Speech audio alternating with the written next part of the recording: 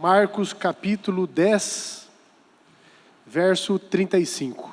Se vocês foram observadores nas pregações passadas, vocês viram que esse texto aqui não foi pregado ainda. 35 ao 45. Diz assim a palavra do Senhor. Então se aproximaram dele Tiago e João, filhos de Zebedeu, dizendo: Mestre, queremos que o Senhor nos conceda o que vamos pedir. E Jesus perguntou: O que querem que eu lhes faça? Eles perguntaram: Permite-nos que na sua glória nos assentemos, um à sua direita e outro à sua esquerda. Mas Jesus disse: Vocês não sabem o que estão pedindo. Será que podem beber o cálice que eu bebo, ou receber o batismo com que eu sou batizado? Eles responderam: Podemos. Então Jesus lhes disse: Vocês beberão o cálice que eu bebo e receberão o batismo com que eu sou batizado. Quanto a sentar à minha direita e outro à minha esquerda, não me compete concedê-lo, pois é para aqueles a quem está preparado. Quando os outros 10 discípulos ouviram isso, começaram a ficar indignados com Tiago e João. Mas Jesus, chamando todos para junto de si, disse: Vocês sabem que os que são considerados governantes dos povos os dominam e que os seus maiorais exercem autoridade sobre eles. Mas entre vocês não é assim, pelo contrário. Quem quiser tornar-se grande entre vocês, que se coloque a serviço dos outros. E quem quiser ser o primeiro entre vocês, que seja servo de todos. Pois o próprio Filho do Homem não veio para ser servido, mas para servir e dar a sua vida em resgate por muitos. Amém. Senhor, conceda-nos, ó Pai, um momento de aprendizado da sua palavra. Nós pedimos e suplicamos a sua presença. Que o Senhor fale aos nossos corações. Que o Senhor tire toda a distração para que nesse momento, ó Deus, nós possamos exaltar e glorificar o seu nome por meio da sua palavra. Abençoe cada um aqui, em nome de Jesus Cristo que oramos. Amém. Pode sentar, irmão. Continuando nas exposições do Evangelho de Marcos, nesse texto aqui que lemos, essa passagem ela não está registrada em Lucas. Então o que levou os estudiosos, os teólogos a procurarem, buscarem informações nos dois evangelhos, que é em Mateus capítulo 20 e Marcos 10. Procurando similaridade entre esses dois relatos que nós temos aqui. A maior diferença das duas narrativas é que em Mateus o pedido é feito pela mãe dos dois, dos filhos de Zebedeu. E em Marcos o pedido é feito por Tiago e João. E essa principal diferença não traz nenhum tipo de contradição entre o texto. Pois Mateus relata que a mãe veio com os filhos. Ela estava junto com eles. E quando Jesus escuta o pedido e responde, isso na passagem de Mateus, ele responde para mais de uma pessoa. Então, aqui é claro que a mãe estava junto com eles. E a gente sabe que o pedido da mãe é também o pedido do filho. Quanto ao restante das diferenças, elas são muito pequenas entre os dois relatos. Então não há conflito algum, muito menos discordância entre os estudiosos.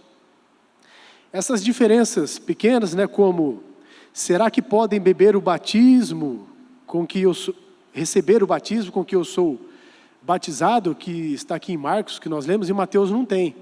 Porém, Mateus diz beber o cálice. Essa expressão tem nos dois evangelhos.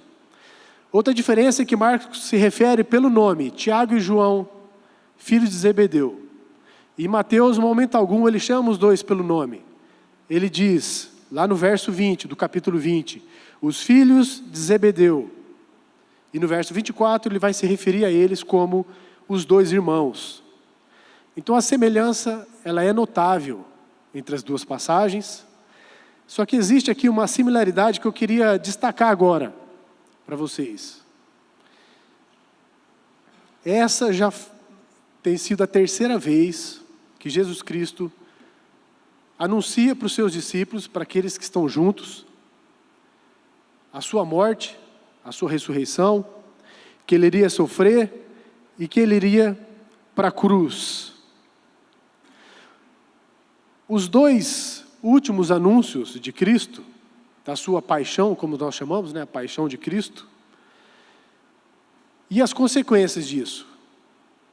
Porque no último anúncio que ele havia feito, está lá em Marcos capítulo 9, observe que ele diz que o Filho do Homem está para ser traído nas mãos dos homens, e eles o matarão. Marcos 9, 31. E o que acontece logo depois? A consequência. Os discípulos estavam discutindo entre si quem era o maior deles. A gente leu a partir do verso 35, se você voltar aí, para o verso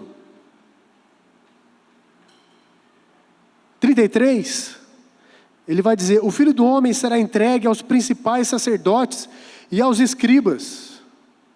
E qual foi a consequência? No verso 37, permite-nos que na sua glória nos assentemos, um à sua direita e outro à sua esquerda. A consequência que os discípulos, depois que eles escutaram este anúncio de Jesus. Então, quando esses dois anúncios são feitos, a conclusão que nós temos é que os discípulos, eles não entendem absolutamente nada que Jesus está falando, que Jesus está ensinando para eles, querendo mostrar. Os discípulos, eles tinham confessado já que Jesus era o Cristo, lá no capítulo 8, Jesus também já havia falado para os 12 sobre a sua morte, ele já havia anunciado para eles. E a combinação dessas duas ideias, o Messias, aquele que foi enviado para salvar o povo, e a morte dele, isso não fazia sentido algum para os discípulos. Eles não entendiam. E a coisa ainda ficava pior quando ele anunciava que depois do terceiro dia, ele voltaria. Aí que eles não entendiam nada mesmo.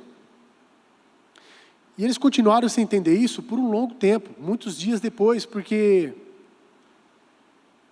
além de não entender nada, eles também não conseguiam guardar os ensinamentos de Jesus nos corações deles. E aqui, meus irmãos, nós já temos uma aplicação. Por que nós somos assim, né? Nós escutamos, ouvimos a palavra, não entendemos nada.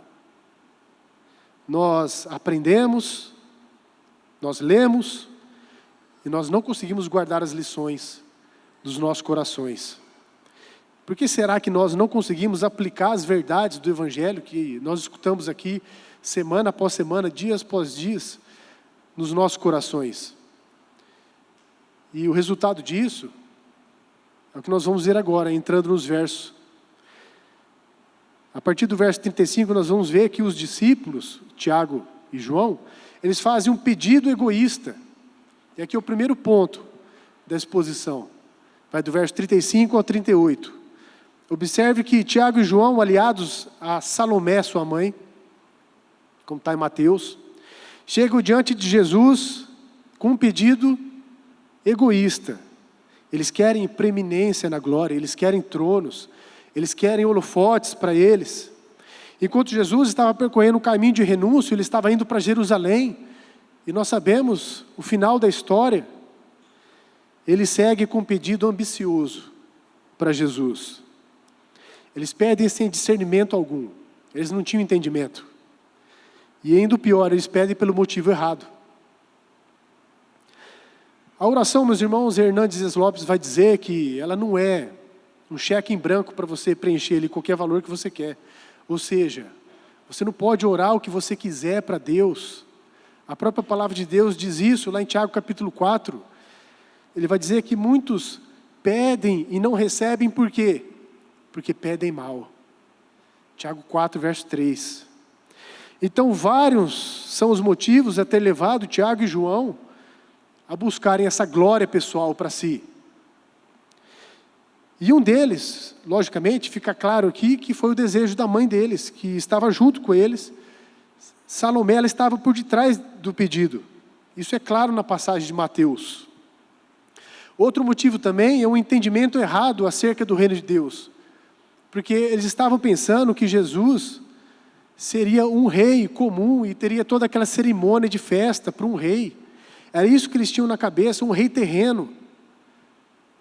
E eles seriam uma espécie de ministros desse rei. Eles queriam posição privilegiada. Tiago e João não queriam apenas tronos, mas também primazia no trono. O que eles pedem para estar ao lado de Cristo, na glória.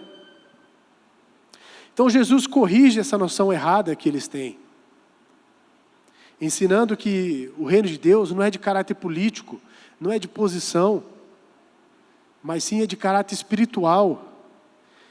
Eles nem imaginavam, que em breve, alguns dias depois, quem estaria ao lado direito e à esquerda de Jesus seriam dois bandidos, está lá em capítulo 15 de Marcos. Outro motivo também por esse pedido foi o uso errado da intimidade com Cristo. Porque eles faziam parte daquele grupo que era mais íntimo de Jesus. Eles tinham ido com ele à casa de Jairo. Eles tinham subido com ele ao monte da transfiguração. Eles estavam mais perto de Jesus ali no jardim do Getsêmani. Então eles aproveitaram também que eles eram mais íntimos, mais amigos de Jesus, para fazer esse pedido, buscando privilégios especiais. E um outro motivo também é o nepotismo. Você sabe que o nepotismo na via pública, ele é proibido. É você colocar um cargo em uma pessoa que é parente seu. Por que nepotismo? A mãe de Tiago e João, Salomé, ela é irmã de Maria. Isso está lá em Marcos 15:40, João 19:25. Sendo assim, esses dois discípulos, eles eram primos de Jesus. Então eles aproveitaram esse laço familiar para buscarem vantagens pessoais. E aí então, o que Jesus faz? Ele recebe o pedido e ele responde. E aqui a gente entra no verso 38. Uma resposta que nós já vimos que é sem entendimento. Eles não entendem o que Jesus fala. Do 38 ao 40, tanto o pedido quanto a justificativa dos discípulos foram desprovidos de discernimento espiritual. Eles não sabiam o que eles estavam pedindo. Então Jesus pergunta para eles: podeis vós beber o cálice que eu bebo ou receber o batismo com que eu sou batizado? E o que eles respondem para Jesus? Podemos. Nós podemos sim. Só que, meus irmãos, Jesus, ele estava indo para a cruz, ele não estava indo para um trono, para uma celebração, ele estava indo para um caminho do sofrimento, não de aplausos. A cruz, ela precede a coroa. E a morte, ela precede a ressurreição. Então não há coroação sem passar pela cruz. Não há ressurreição sem passar pela morte. O caminho da glória, então, ele não é revestido de tapetes vermelhos, mas ele é tingido, ele é manchado por sangue, pelo sangue de Cristo. Nós podemos dizer ainda que mais à frente, no primeiro, segundo, até o terceiro século, esse caminho também ele é manchado pelo sangue dos mártires, ao longo dos primeiros anos, que também sofreram e morreram, lutaram pelo Evangelho. Então, beber o cálice significa experimentar em profundidade o sofrimento. É isso que Jesus estava mostrando para eles. Eles estão pedindo algo que eles não imaginam, o que eles poderiam receber. Enquanto eles pedem glórias, honras, eles recebem o sofrimento. Então, receber o batismo é uma expressão também sinônima de sofrimento, diz William Hendrickson. O cálice, ele vai apontar para a ação de Cristo na cruz. E o batismo, para a sua obediência. Jesus, ele foi passivo. Jesus, ele obedeceu ao Pai. Então, ele experimentou ambas as experiências. Ele passou pela agonia e pelo sofrimento. Então, pelo emprego dessas duas figuras, o cálice e o batismo, Jesus aqui lhe esclarece que ele vai receber sobre si voluntariamente o juízo de Deus, que que estava sobre eles, que estava sobre a humanidade, que estava sobre nós, no lugar de todos aqueles que eram culpados, como diz em Isaías 53, verso 5. A glória, ela ainda não é o próximo passo do plano de Deus. Como Tiago e João sugerem no pedido, né? Eles sabem que Jesus já estava indo para a glória. Ao contrário, Jesus ainda, ele teria uma morte humilhante, como substituto dos pecadores, e essa é a vocação do Messias, ele veio para isso. Esse será o seu cálice e o seu batismo, dos quais ninguém pode compartilhar com ele. Mas quando se fala em sofrimento, o que a palavra de Deus diz sobre isso? O cálice e o batismo, eles são partilhados, a glória de Deus não, mas o sofrimento sim. Lá em 1 Pedro, capítulo 4, verso 13, ele vai dizer: alegrem-se na medida em que são coparticipantes dos sofrimentos de Cristo. Então, quando Tiago e João disseram que podiam beber o cálice de Cristo, eles não estavam discernindo o que eles estavam falando, pois o sofrimento de Cristo é único e também é exclusivo. O sofrimento de Cristo, ele é vicário, meus irmãos, como nós vamos ver lá no último verso, no 45. Em certa medida, eles beberam também do cálice e do batismo de Cristo, porque o que diz lá em Atos 12, capítulo 2, que Tiago foi o primeiro apóstolo a ser martirizado. Diz que Herodes passou a espada nele, e João foi o último a morrer. Foi deportado para a ilha de Patmos, mas ficou lá, tentaram matar ele antes, não conseguiram. Mas nós vemos que Jesus aqui, ele esclarece para os discípulos. Aí nós entramos no verso 41, por causa desse pedido egoísta que eles fizeram. Jesus dá uma resposta que eles não entendem nada. No verso 41, vai mostrar uma consequência inevitável. Aqui diz que o egoísmo de Tiago e João gera indignação nos outros 10 discípulos. Eles ficam indignados. Mas eles não estavam indignados com o pecado deles, do egoísmo, da ambição. Eles estavam achando que os dois estavam tramando contra eles. Então, eles estavam aspirando as mesmas coisas que os dois estavam desejando. Eles estavam pensando em si.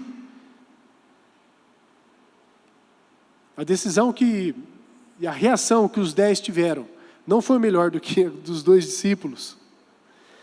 Porque eles estavam apontando o erro dos dois, mas não enxergavam o próprio erro deles. Se até agora nós tivemos esses pontos sobre o pedido dos discípulos de forma egoísta, ambicioso, uma resposta que Jesus expôs para eles e que eles não entenderam nada, uma consequência inevitável, porque isso repercutiu mal no grupo. Agora nós vamos ver como Jesus mostra para eles, né, sobre o espírito da grandeza. Jesus aqui ele deixa claro, ele vai fazer uma exposição. Primeiro ele vai mostrar como que é a grandeza segundo o mundo. Veja aí no verso 42. Semelhante a muitas pessoas hoje, os discípulos eles estavam cometendo o equívoco de seguir exemplos errados. Em vez de imitarem Jesus, eles estavam admirando a glória dos governantes romanos. É isso que trazia luz para os olhos deles. Eles olhavam a posição daqueles governantes romanos e eles queriam estar ali naquela posição de autoridade. Mas Jesus, percebendo a intenção do coração deles, dos seus discípulos, ele chama eles, ele ministra, ele exorta eles, ele aplica uma lição, ele fala sobre o espírito da grandeza que predomina no mundo. Ser grande no conceito do mundo é ser servido e é ter poder sobre as pessoas. Ser grande no conceito do mundo é usar o domínio sobre as pessoas. E essas se tornam em desvantagens. Para você ter vantagem própria. Eles nunca pensam no próximo. E Jesus mostra para eles como que é a grandeza segundo o mundo. E logo depois, no verso 43 e 44, Jesus ele vai falar como que a grandeza segundo o reino de Deus, como que ele mesmo pensa. O que é ser grande? No reino de Deus, a pirâmide aqui ela é invertida. Aqueles que servem, eles não ficam na base da pirâmide, eles ficam no topo da pirâmide. A grandeza é medida pelo serviço, e não pela dominação em cima das pessoas. Então ser grande, Jesus está ensinando aqui, que é ser servo. Ser grande é estar a serviço dos outros, em vez de ser servido pelos outros. E entre os discípulos, há um novo tipo de relacionamento que Jesus está querendo ensinar para eles. Observe no verso 43, essa palavra que ele diz aqui. No final do verso 43, que se coloque a serviço uns dos outros. Essa palavra no grego, ela significa serviço. Ela é traduzida para diáconos. Então, Jesus quer que eles sejam servos uns dos outros. E logo depois, entrando no 44, que seja servo de todos. Essa palavra servo, ela é traduzida no grego para doulos, ou seja, escravos. Então, Jesus quer que eles sirvam uns aos outros e que eles sejam escravos de todos. É o que ele está ensinando para os discípulos. O padrão de Deus é que uma pessoa deve ser um servo, antes de Deus colocar ela numa posição de liderança. Não foi assim que ele agiu ao longo da história? Com José, com Moisés, com Josué, com Davi, até mesmo com Jesus. Se você não souber o que é obedecer, como você vai saber dar ordens? Então, antes de uma pessoa exercer autoridade, ela precisa estar debaixo de uma autoridade, para ela aprender. E depois de Jesus explicar como que é a grandeza, como que o reino de Deus pensa, que é o serviço a Deus, Jesus agora ele mesmo, exemplificar, ele vai dar o exemplo dessa grandeza, no verso 45. Jesus, além de ele ser o Criador, o dono do universo, Senhor do mundo, ele teve atitudes de humildade. Uma delas, se não for a maior delas aqui, foi quando ele colocou a toalha na cintura e lavou os pés dos discípulos. Será que esse foi a maior atitude de humildade dele? Sendo o Senhor também, ele andou no meio do povo, libertando-os do poder do diabo, expulsando os espíritos. Jesus também, ele usou o seu poder não para benefício próprio, mas para trazer paz aos aflitos, para trazer cura àqueles que estavam precisando. Então ele veio para servir e não para ser servido. Mas o apóstolo Paulo, ele vai dizer que nós precisamos buscar os interesses do nosso próximo, em primeiro lugar, do que os nossos próprios interesses. Observe lá em Filipenses capítulo 2, quando Paulo vai falar sobre o serviço uns aos outros, ele sustenta no seu argumento aí: tende em vós o mesmo sentimento que houve também em Cristo Jesus. E que sentimento foi esse? O que ele vai falar logo depois? Ele vai trazer o exemplo de Jesus, que dizendo que mesmo sendo Deus, ele esvaziou-se e tornou-se servo, humilhou-se até a morte, e a morte de cruz. Então, a exaltação daquele que se humilha, ela é uma coroação feita por Deus, pelo Pai. O reino de Deus, nós vimos que ser grande é ser servo. E ser poderoso não é ter autoridade sobre muitos, mas é servir a muitos. Essa expressão, meus irmãos, que está aí no verso 45, pois o próprio Filho do Homem, ela tem sido aqui considerada uma das declarações mais preciosas de Jesus, porque ele diz assim: pois o próprio Filho do Homem faz dessa forma. Então aqui claramente indica a humilhação de Cristo no lugar do seu povo. Essa deve ser o seu maior exemplo de motivação. Ele é o Filho do Homem, o cumprimento da profecia de Daniel 7,14. O que vai dizer lá na profecia? Foi-lhe dado o domínio, a glória e o reino, para que as pessoas de todos os povos, nações e línguas o servissem. O seu domínio é domínio eterno, que não passará, e o seu reino jamais será destruído. O serviço que o Filho do Homem veio prestar está descrito aqui nesse verso: dar a sua vida como resgate no lugar de muitos. Essa foi a missão de Jesus Cristo. E aqui nós temos uma prova da sua expiação substitutiva. Ele substituiu você na cruz. Então, um resgate, que é o preço a ser pago para você resgatar um escravo, Jesus também pagou o preço por você. Você que era escravo do pecado. Então, o conceito de morte de Cristo, como o preço que foi pago. A palavra de Deus diz que é um preço mais precioso do que o ouro e do que a prata. Está lá em 1 Pedro. Jesus pagou um alto preço, meus irmãos, por mim e por você. E essa expressão, eu sei que alguns aqui estavam esperando chegar nela, né? Em resgate por muitos. Está vendo a cara de alguns aí já dando uma risada. Mas Hendricks vai dizer que isso é um eco de Isaías 53:11. O que vai dizer lá em Isaías 53:11? Ele verá o fruto do trabalho de sua alma e ficará satisfeito. O meu servo, o justo, com o seu conhecimento, justificará a muitos, porque as iniquidades deles levará sobre si.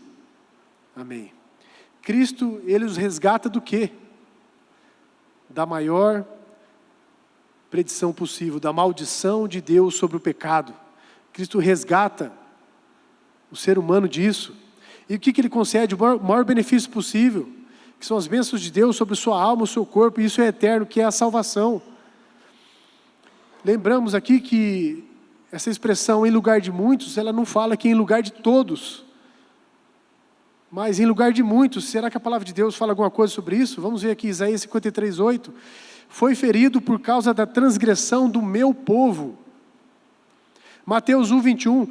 Ela dará à luz a um filho, e você porá nele o nome de Jesus, porque ele salvará o seu povo dos pecados deles. João 10:11. Eu sou bom pastor, e o bom pastor dá vida pelas ovelhas. As boas novas da salvação de Jesus Cristo e o resgate dele, o preço que ele pagou pelos pecados, essa sim, ela deve chegar a todas as pessoas. As boas novas de Cristo, elas precisam ser anunciadas a todas as pessoas. Isso deve ficar claro aqui, que Deus, Ele não se alegra com o final de uma pessoa que é ímpia. Deus não se alegra com a condenação de uma pessoa, mas Ele se alegra quando o ímpio se arrepende, e ele torna a ter uma vida agora, uma vida voltada para Cristo. E a palavra de Deus nos diz que há alegrias no céu quando o pecador se arrepende, quando uma pessoa é salva. Jesus, Ele se sacrificou por vontade própria. Nós chamamos aqui de sacrifício voluntário. Os filósofos no primeiro século, eles vão dizer que esse sacrifício voluntário de Jesus, esse preço pelo resgate, era pago para Satanás. Só que nós sabemos que esse preço é para o próprio Pai. Porque a ira dele estava sobre o pecado, sobre a humanidade. Poderia dizer também para você hoje, ensinar para você que é a igreja, que faz parte desse povo de Deus, que pela graça de Deus você precisa mostrar às pessoas que o sacrifício de Cristo é capaz de salvá-las e de perdoar todos os pecados.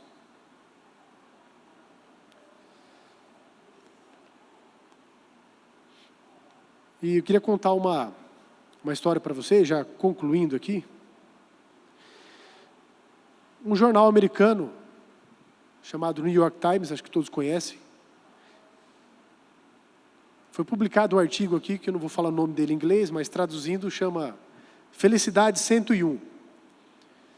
Esse artigo ele vai descrever a psicologia positiva, que é um ramo da psicologia que aborda uma abordagem científica sobre aquilo que faz uma pessoa feliz, aquilo que traz alegria para uma pessoa.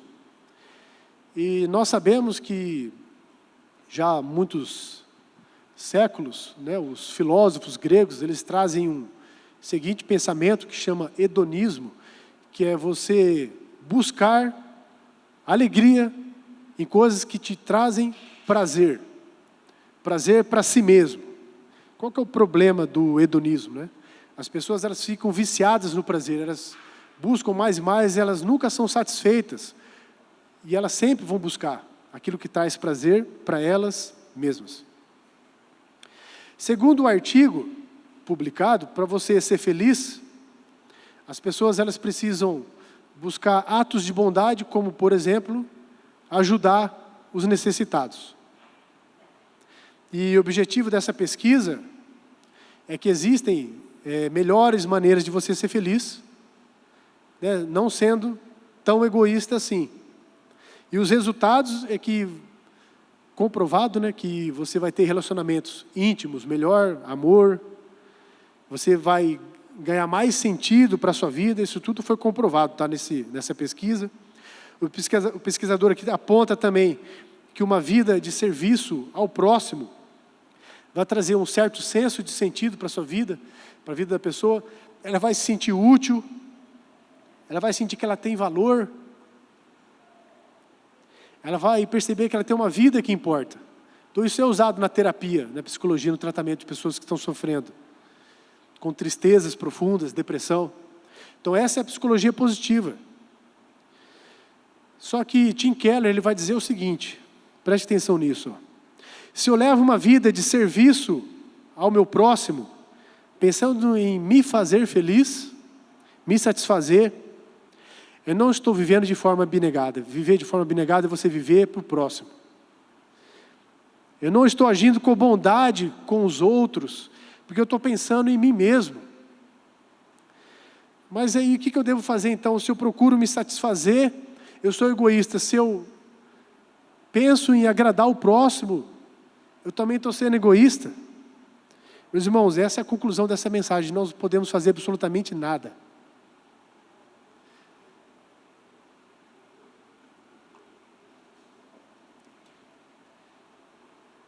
Jonathan Edwards, um pregador americano no século XVIII, lá no ano de 1700. Nasceu em 1703, morreu em 1758, morreu novo, 54 anos. Ele escreveu muitas obras, que foram publicadas depois. E em uma dessas obras ele vai dizer, a obra chama A Natureza da Verdadeira Virtude. Ele vai dizer assim, se você não crê no Evangelho da Graça, se crê que será salvo pelas suas obras, então você nunca fez nada por amor aos outros. Você fez o que fez, pensando em si mesmo. Como podemos então nos tornar pessoas realmente abnegadas, se por um lado nós temos o secularismo, a psicologia, o relativismo, por outro lado a religião e o moralismo também. Isso não nos ajuda a sermos mais altruístas. Altruístas é um pensamento filosófico que vai induzir a pessoa a querer ajudar alguém. Isso é um pensamento. Então a resposta é que nós precisamos procurar em outro lugar sem ser em nós mesmos. Então nós precisamos olhar para Jesus, meus irmãos. Se Ele é o sacrifício que substituiu, se Ele pagou o preço pelos pecados, se Ele provou para o meu coração, para o seu coração que é inseguro, inconstante, que nós valemos muito para Ele. Um valor que você não pode calcular, você não pode imaginar. Então nele nós temos tudo que nós precisamos, em Jesus Cristo. Então se você realmente compreender a cruz, você nunca mais vai precisar ajudar as pessoas, porque você vai desejar ajudar as pessoas.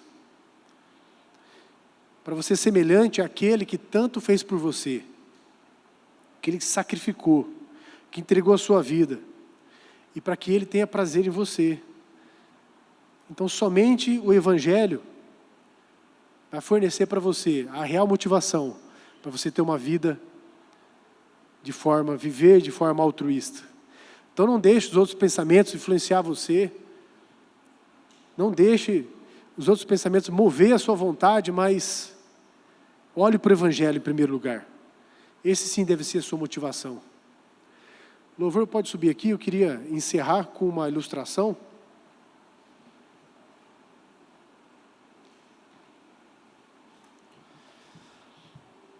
Um conde alemão chamado Conde Nicolas,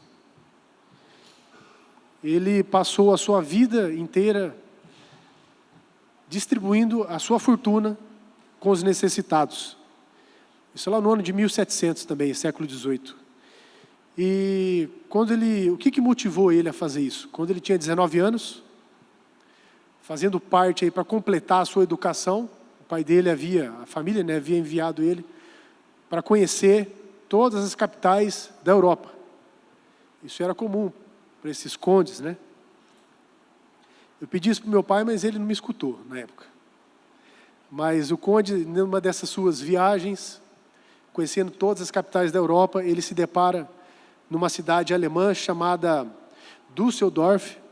Ele estava numa galeria de artes e havia ali uma obra, um quadro. E a obra era de um pintor italiano barroco. Ela retratava Jesus Cristo com uma coroa de espinhos. Essa obra lá do ano de 1500, se você puxar no Google ali, você vai achar. Tá? O artista se chama Domenico Fetti. E o Conde Nicolas, né, diz a história que ele ficou profundamente comovido com aquela imagem, porque o artista ele colocou uma inscrição embaixo do quadro. E a inscrição dizia assim: fiz tudo por ti. O que fazes tu por mim? Então isso comoveu esse conde a ter uma vida altruísta. Então você quer ser grande, meus irmãos? Seja servo e com motivação correta.